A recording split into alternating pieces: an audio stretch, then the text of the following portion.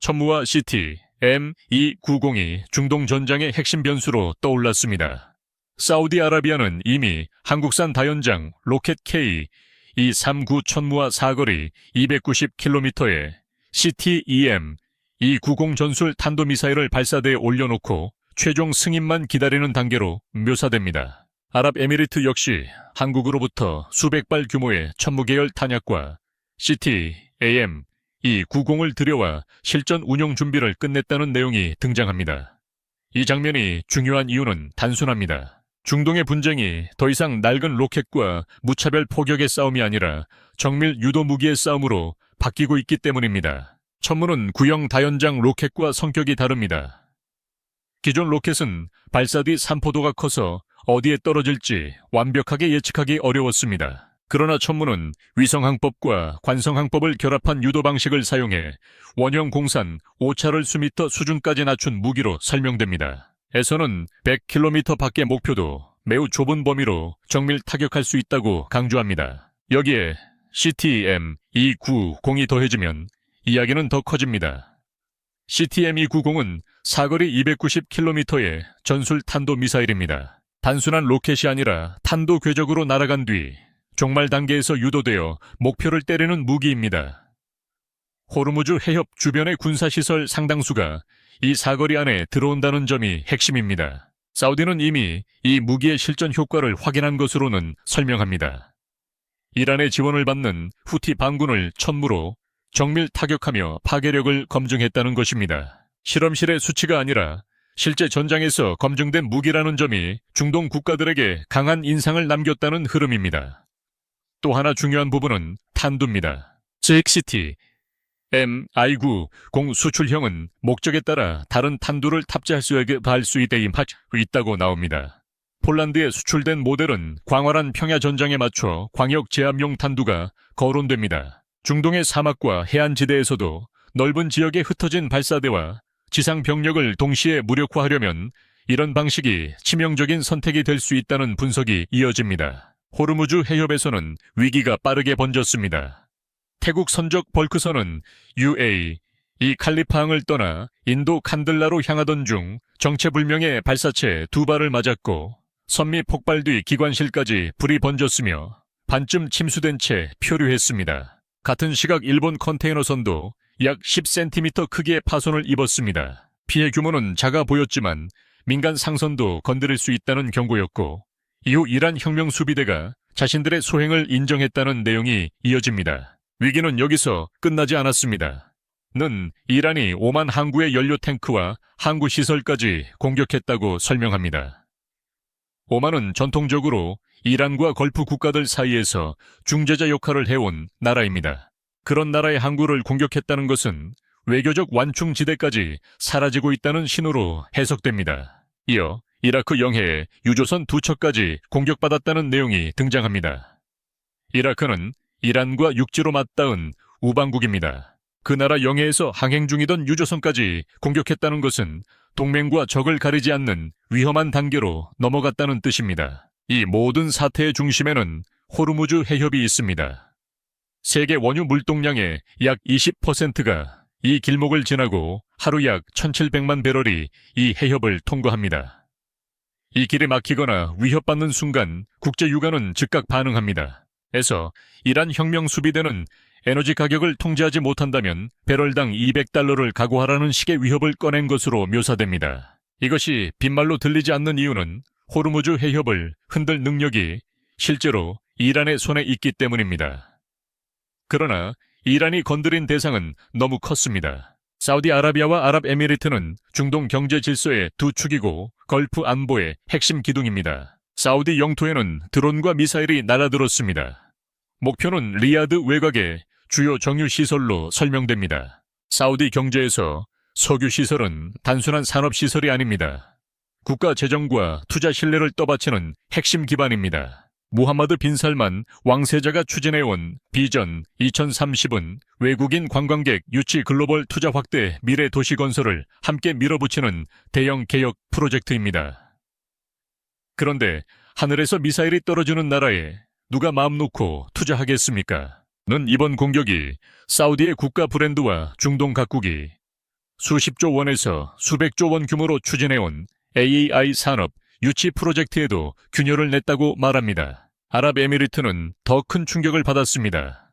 에 따르면 UAE는 이란으로부터 1,000발이 넘는 미사일과 드론 공격을 받았습니다.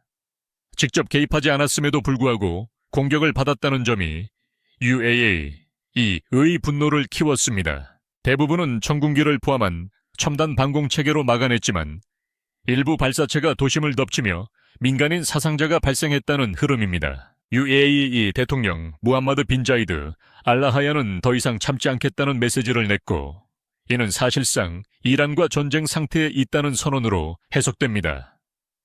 걸프 국가가 이란을 향해 이 정도로 강한 표현을 꺼낸 것은 매우 이례적인 장면입니다. 이란 내부도 흔들렸습니다.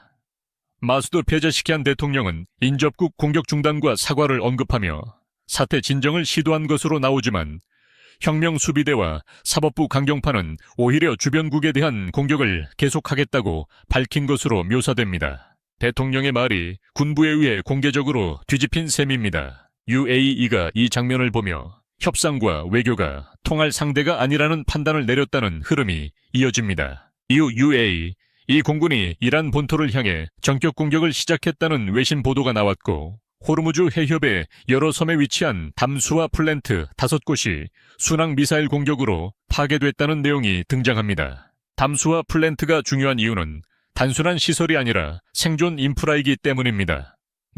이 시설들이 이란 남부 지역 약 300만 명의 물 공급과 이슬람 혁명 수비대의 군수 수요까지 담당했다고 설명합니다. 다시 말해 이번 타격은 단순한 보복이 아니라 이란 남부 군사작전 능력을 흔드는 전략적 공격으로 묘사됩니다. UAE 정부는 공식 확인을 피했지만 두바이와 아부다비 국제공항에 주둔하던 전투기들에게 긴급 복귀 명령이 내려진 정황이 포착됐다는 내용도 이어집니다.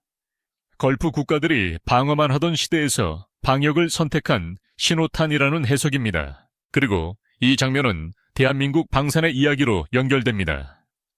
중동에서 천무와 시티 M290 천궁2가 동시에 거론되는 순간 한국산 무기체계는 단순한 수출품이 아니라 전장의 판도를 바꾸는 도구로 등장합니다. 천무는 정밀 타격 능력을 보여주고 시티 M290은 290km 막 전략 목표를 겨냥할 수 있으며 천궁2는 대규모 미사일과 드론 공격을 막아낸 방공체계로 언급됩니다.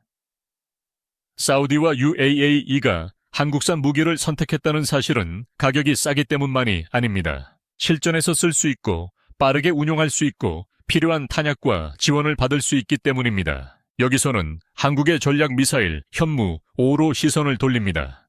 현무5는 수년 내 수백 기 확보 계획까지 거론되는 괴물 미사일로 설명됩니다.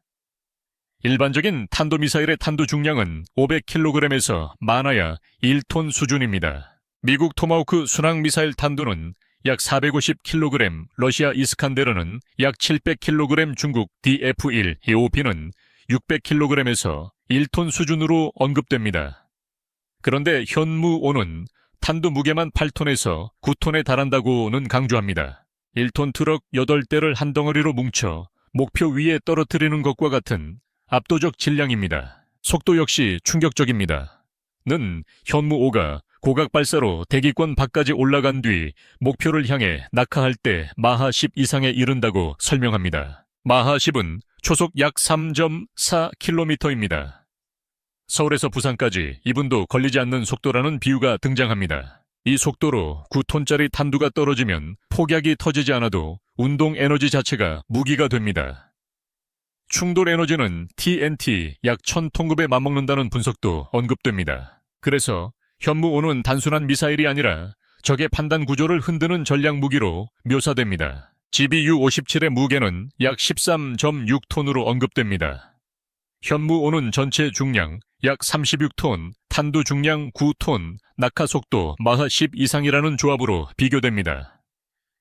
더 결정적인 차이는 주권입니다. GBU-57은 미국 전략폭격기 같은 미군 자산이 있어야 사용할 수 있지만 현무5는 한국이 발사 결정부터 타격까지 독자적으로 운용할 수 있는 전력으로 설명됩니다. 2021년 한미 미사일 지침이 완전히 종료된 뒤 한국은 사거리와 탄두 중량 제한에서 벗어났고 2026년 현무 5 실전 배치는 그 변화의 결과로 제시됩니다. 는 다음 단계로 현무 6과 극초음속 현무 계열을 언급합니다.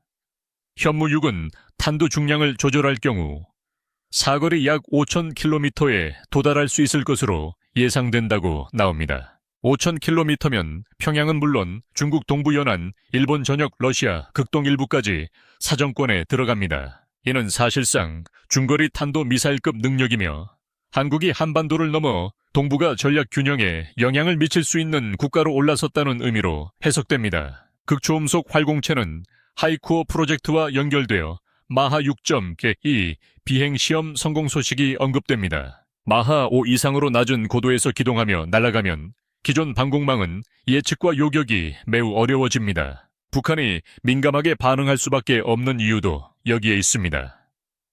북한은 수십 년 동안 지하 갱도와 벙커를 핵심 전략 자산으로 삼아왔습니다. 핵무기와 탄도미사일 관련 시설을 깊은 지하에 숨기면 정밀 타격에서 살아남을 수 있다는 자신감이 있었습니다. 그러나 현무5는 그 믿음을 정면으로 흔드는 무기입니다. 벙커 안에 숨는 것이 안전을 보장하지 못한다면 북한 지도부의 계산은 완전히 달라집니다.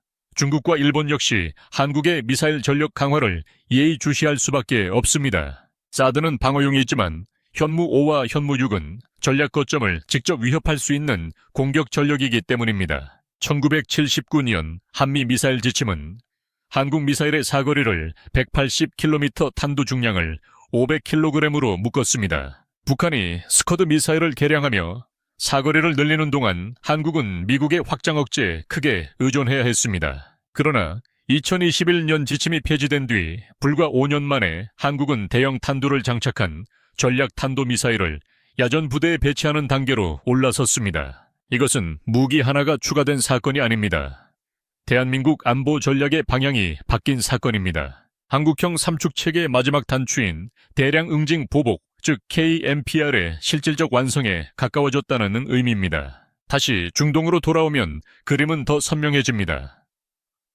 호르무즈 해협 상선이 피격되고 오만 항구의 연료 탱크가 폭발하고 이라크 영해의 유조선이 불타는 혼란 속에서 세계는 한국산 무기체계의 존재감을 보고 있습니다. 사우디와 UAE가 선택한 천무시 T, AM-29 공천공. 이는 단순한 장비가 아니라 전쟁의 흐름을 바꿀 수 있는 실전형 체계로 묘사됩니다.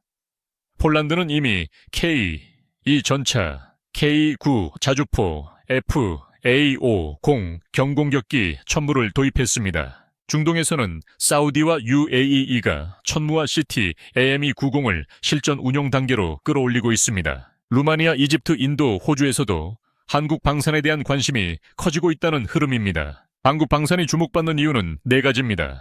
첫째는 실전에서 확인된 성능입니다. 둘째는 미국과 유럽산보다 합리적이라는 가격 경쟁력입니다. 셋째는 사용 제한과 기술 이전 제한이 상대적으로 적다는 정치적 조건입니다. 넷째는 부품 공급 정비, 소프트웨어 업데이트, 운영 교육까지 이어지는 사후 지원 능력입니다. 2022년 한국은 방산 수출 173억 달러를 달성하며 세계 9위권 방산 수출국으로 올라섰다고는 설명합니다. 이후 폴란드 대형 계약, 중동 수출 확대, 동남아 시장 진출이 맞물리며 2030년 세계 4위 방산 수출국이라는 목표가 제시됩니다. 천무의 정밀 타격 시 TM 290에 290km 사거리, 천군기의 방공 능력, 현무호의 전략 억제력이 하나로 연결되면서 대한민국 방산은 가성비 좋은 무기를 파는 나라에서 전장의 게임 체인저를 공급하는 나라로 바뀌고 있습니다. 이제 한국은 방어만 하는 나라가 아닙니다. 위협이 오면 압도적으로 되돌려줄 수 있는 화력 주권을 가진 나라입니다.